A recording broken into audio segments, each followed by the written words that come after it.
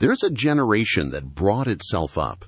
They were the children who returned home to empty houses, cooked their own dinners, and navigated life without a guide. They're rarely mentioned in the cultural conversation, nearly invisible between the boomers and millennials. And if you've ever felt like you're the only person who thinks this way, stay with me, because what I'm about to share might finally explain everything. But to understand why Gen X thinks the way they do, we need to go back to where it all began, those empty houses. Research published in PubMed found that latchkey children developed both independence and a deep sense of loneliness. A 2004 study described Gen X, and I quote, as one of the least parented, least nurtured generations in American history. Consider what that really means. They learned this early on. If something breaks, you fix it yourself. If you're hungry, find a way.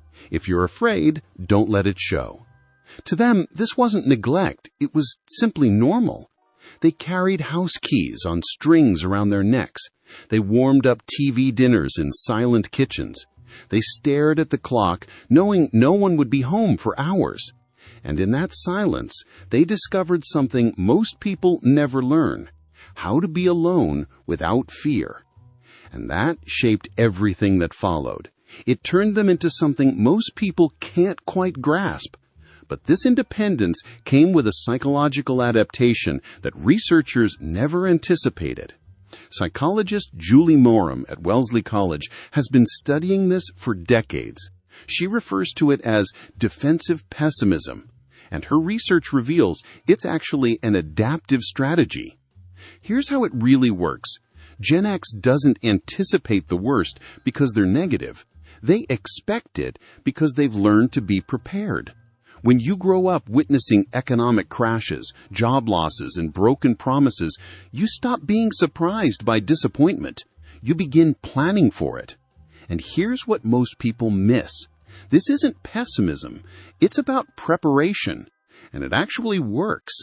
While everyone else is chasing toxic positivity, good vibes only, manifest your dreams, Gen X is silently building backup plans. They aren't negative. They're simply not naive, and that makes all the difference.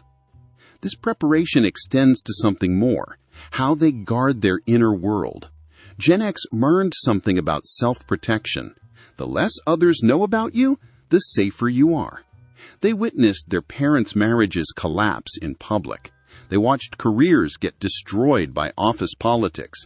So they built walls, not out of coldness, but out of wisdom. And their humor? It's a shield as well. Sarcasm and irony became their mother tongue. If you can laugh at something, it loses its power to hurt you. They grew up practicing duck and cover drills at school, learning that the world could end at any moment. So they learned to joke about everything, because if you can make it funny, you can get through it. Here's what most people fail to realize. While everyone else drains their energy performing for likes, Gen X recharges in silence. And if you're watching this right now, you probably get it. Welcome among your people. But here's where things get interesting. This same generation that guards itself so carefully is made up of some of the hardest workers you'll ever meet. Gen X never talks about their work ethic. They simply show up. A study of nearly 2 workers across 3 generations found that Gen X scores higher in self-control and delayed gratification than both millennials and Gen Z.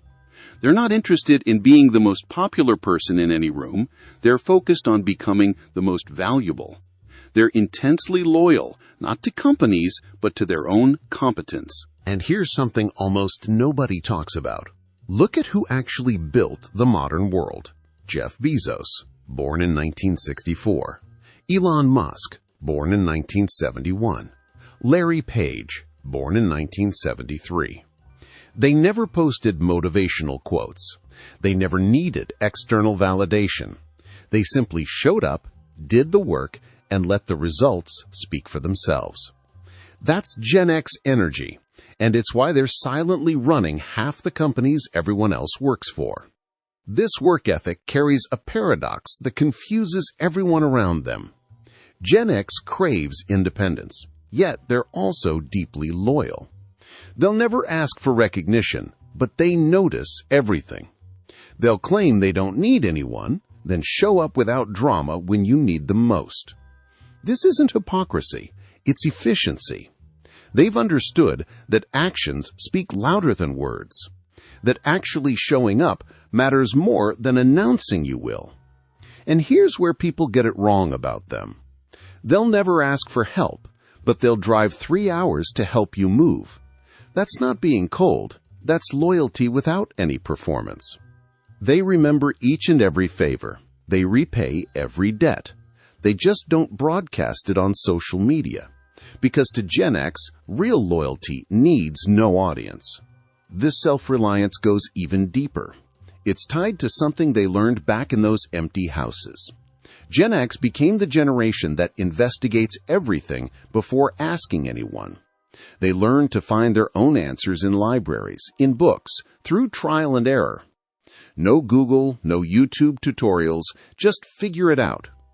They spent hours in libraries, flipping through card catalogs, searching through encyclopedia volumes. Information came with a physical cost.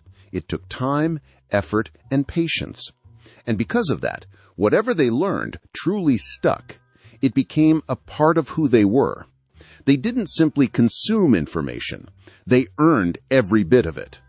This was never about being antisocial. It was always about being self-sufficient. They process information in a different way. They don't need to talk through every single decision. They need room to think. And that's not being antisocial. It's simply how they're wired. Silence is never awkward for them. For them, it's productive. And they're deeply skeptical of groupthink.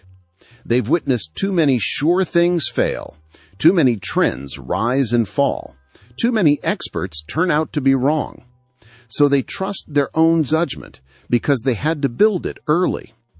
But here's the uncomfortable question Gen X parents are now facing. Now Gen X is watching their own children grow up in a world of helicopter parents and constant supervision. And something in them bristles. They see children who can't handle disappointment, young adults who need guidance for everything, a generation that seems too soft, too dependent. But here's the real uncomfortable question. Are they shielding their kids from real harm? Or are they projecting their own unprocessed wounds? There is a real difference. The difference between teaching resilience, which Gen X learned the hard way, and creating anxiety in children who never had the chance to build their own armor. Some Gen X parents have found that balance. They gave their children structure without suffocation, guidance without hovering.